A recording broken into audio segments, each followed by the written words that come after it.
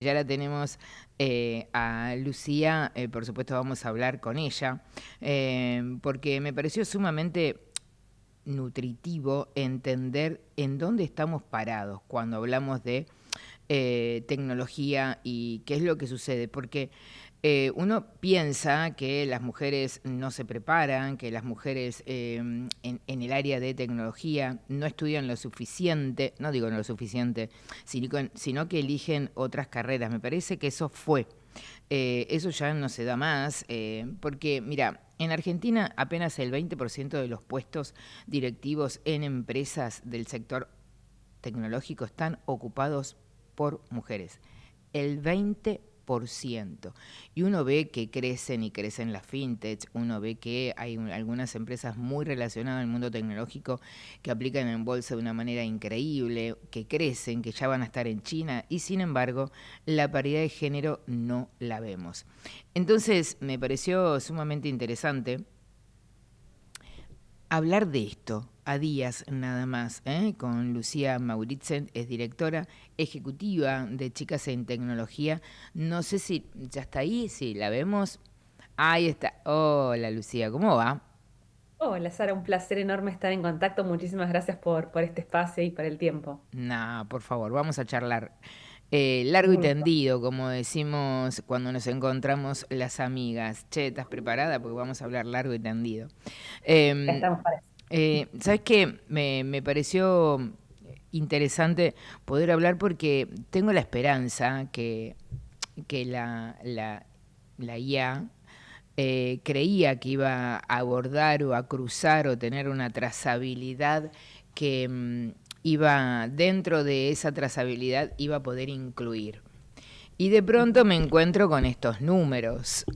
No sé si usted me dirá si tendrá que ver esto sí o no. La IA es recientemente, casi te diría, amiga de la mayor cantidad de las personas. Todavía hay cierta resistencia.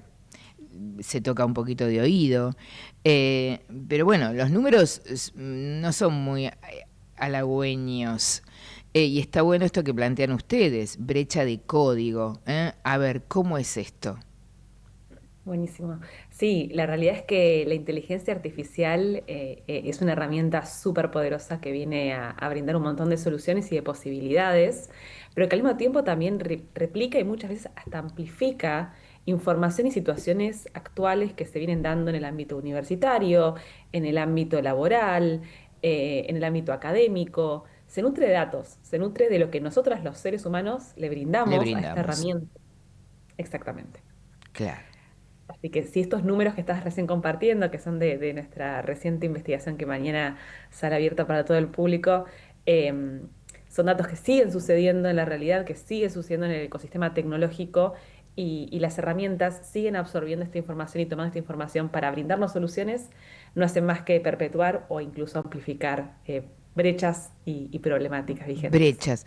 Ahora, una cosa es el empleo y otra cosa es el sesgo. O en algún momento se encuentran, porque hasta hace poco tiempo se decía, trabajemos un montón para que las mujeres sean parte del ecosistema de la tecnología, de la ingeniería, de las ciencias exactas.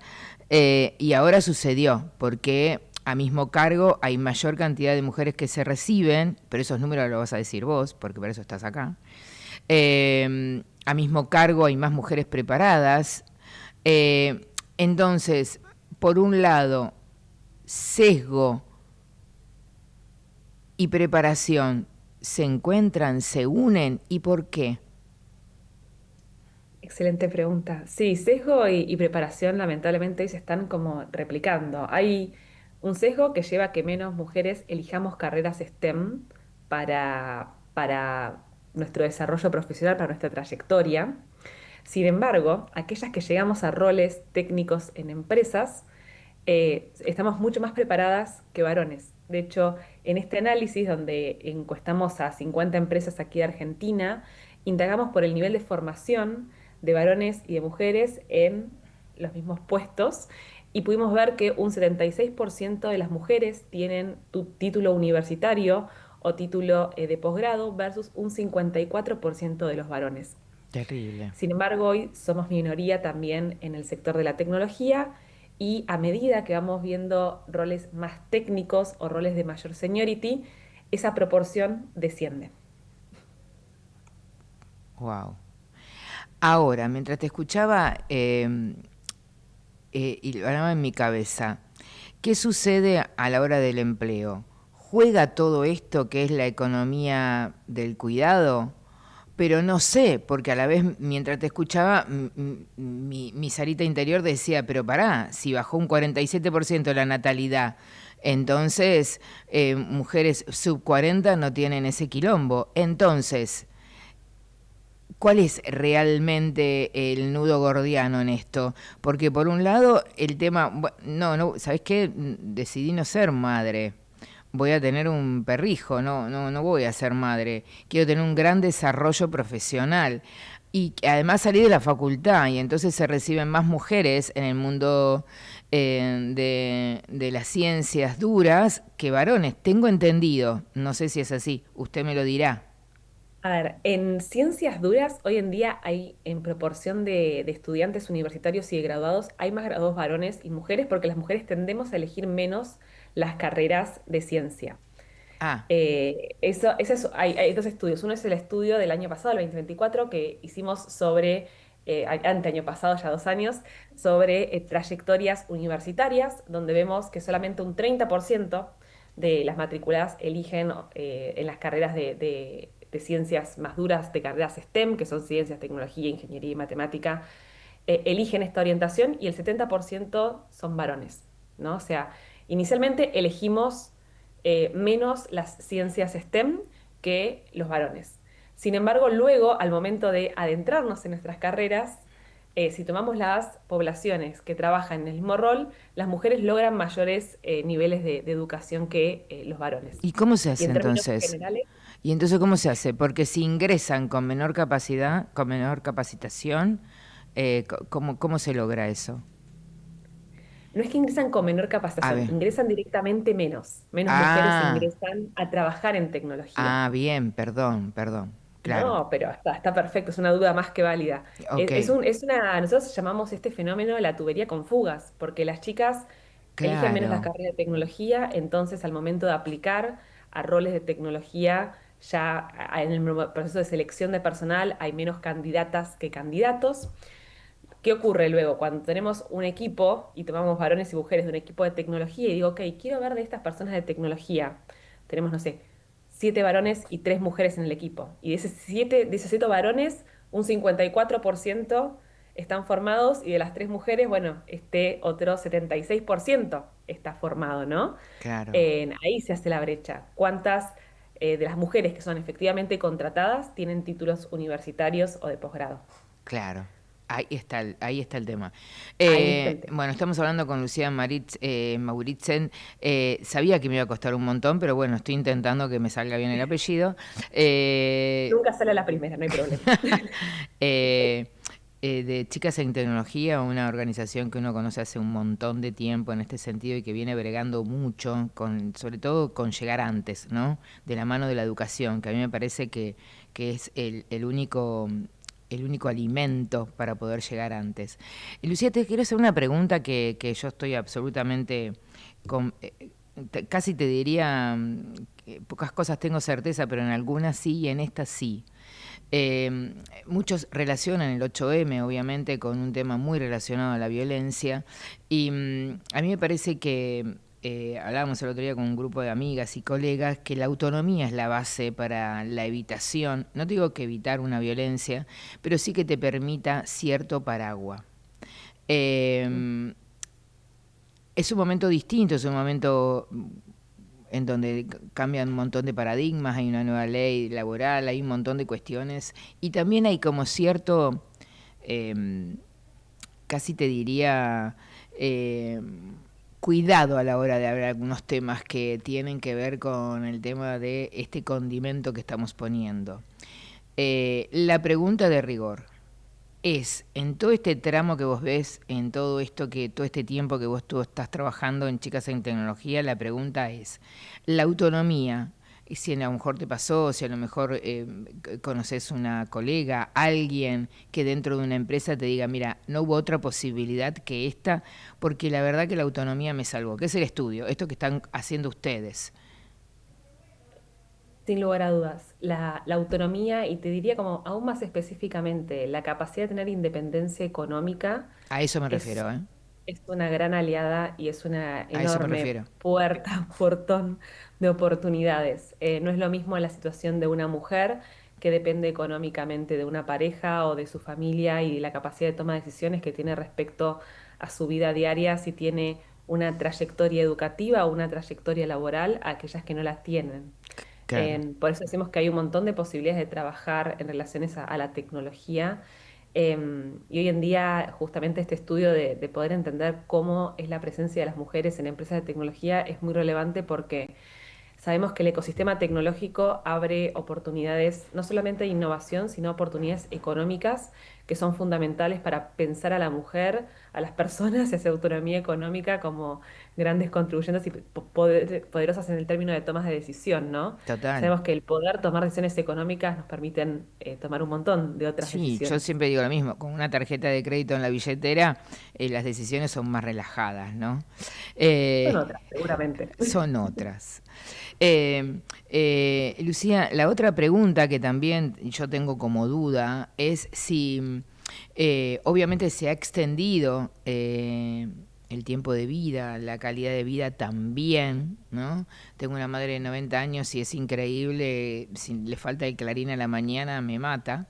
Eh, y veo que creo, no sé, que vino como a extender, creo yo, vos sos la experta, en atravesar un poco esto que hice la pregunta al inicio.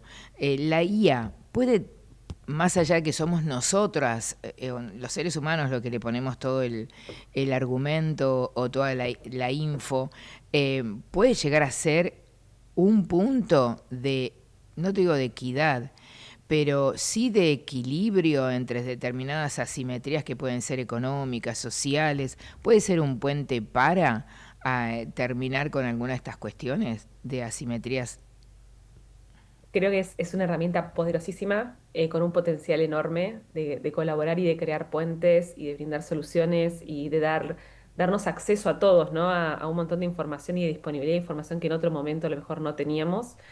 Yo creo que sin lugar a dudas es una herramienta y está muy, muy socializada, ¿no? Como estas frases. La IA es como un Ferrari, o sea, tiene el potencial de ir rapidísimo, de ser mecánica y técnicamente súper complejo y súper atractivo. Creo que el mayor desafío que hoy tenemos como sociedad es cómo hacemos uso de esa inteligencia artificial, ¿no? Porque hoy en día Ujú. está en un momento en el cual estamos todos como sociedad también adaptándonos a esta herramienta y Sí. no cualquiera puede manejar un Ferrari hoy en día. No, Es, exactamente. ¿qué hacemos con la herramienta? Te lo podés comprar, pero después lo tenés que alimentar, lo tenés que sostener.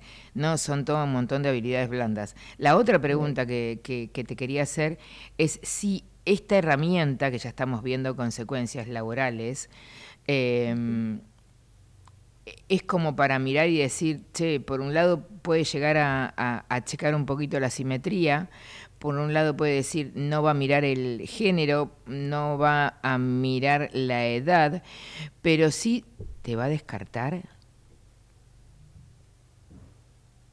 Hay como mucha información y mucho temor también respecto a la IA y a qué va a suceder con el futuro del trabajo, ¿no? En Sí, relación a la IA, sobre todo con roles juniors. ¿Qué va a suceder con los roles juniors donde las tareas son más operativas claro. inicialmente?